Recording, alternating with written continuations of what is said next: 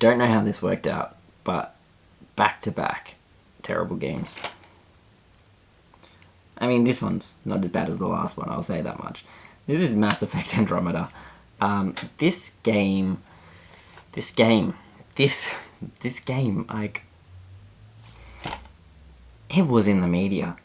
There was all those videos up to launch where it was just the game at the most buggiest, worst state possible. I really do feel for BioWare. The problem was, like, really, when it comes down to it, the problem is EA. EA have this weird control over their companies at the moment. They're in this situation where they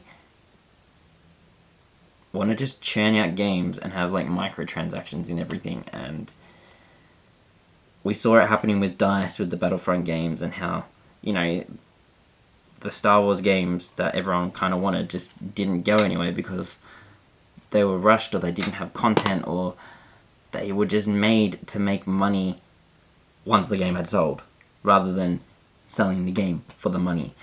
And that kind of sucked. And then we've seen it with some other franchises. That's the main one that kind of got out there. We see it a lot with, like, the FIFA games and a few of the other sports titles, where there's just weird advertising for things that you need to buy, and they push out all these, like, DLC packs that you need to buy, and it ruins the experience. I buy a game to be able to play a game. DLC, I like cosmetic DLC, because occasionally I go, sweet, I'll get that. Or I like it when there's a character, and you're buying the character, and it's been worked on after the game has been implemented. Like, maybe they put the foundation down saying, there's this character slot for this character, and then they've worked on it since. It's not baked into the game, which some companies have done, and that's not good. EA has this thing about trying to make money through microtransactions, and it ruins the experience for everything. And if there's no microtransactions in the game, then it's just, like, rushed, and kind of people put under ridiculous demands while they're waiting for things to be released, and you end up with poor quality games. This game was super buggy. This game had not the greatest release because of that, and it's a shame because everyone loved the Mass Effect trilogy. They ended the third one with, like, this really bad part where you had to buy DLC to get the actual story. And then you go back to this, and it just was a mess, and it kind of killed the franchise, and possibly BioWare with it, because they're going to be, like, cracking down on them, and if BioWare don't create something good, they close them. I think that's the problem that a lot of these, like, studios owned by these other companies are now facing, where they don't produce a game that's great, then they get shut down. And we don't want that. We want these companies to be able to create the games that they want to create the way they want to create it, not just, you know, deal with corporate issues where these companies are going, it has to be done this way. If it doesn't have microtransactions or doesn't have a way to make me money outside of that, then we're not doing it, or you have to add it in somehow, and it ruins everything. It ruins the balance of the games, and it just ruins just the whole experience. Only good thing about this, I mean, it's not a good thing, because, you know, it didn't turn out. I actually auditioned for a role. There was the open audition for 2 of the characters that you could audition for in this. So I did that. I entered that. I'm pretty sure you can find the video on YouTube where I was doing the voice for it. I love doing that. I wish I could do some voice acting for a company.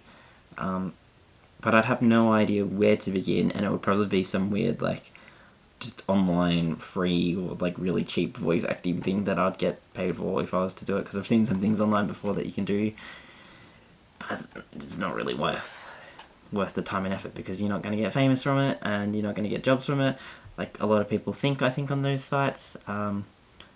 It's really just kind of like freelancing for really cheap projects, but I would love it if I could voice act for something. I always thought that would be fun. I don't actually want to, like, act as such.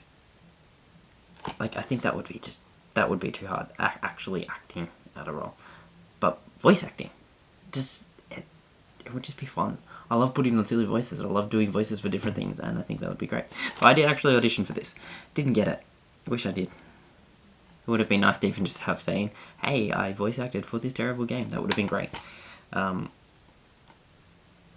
yeah, it just could have had something else in this to make this so much better.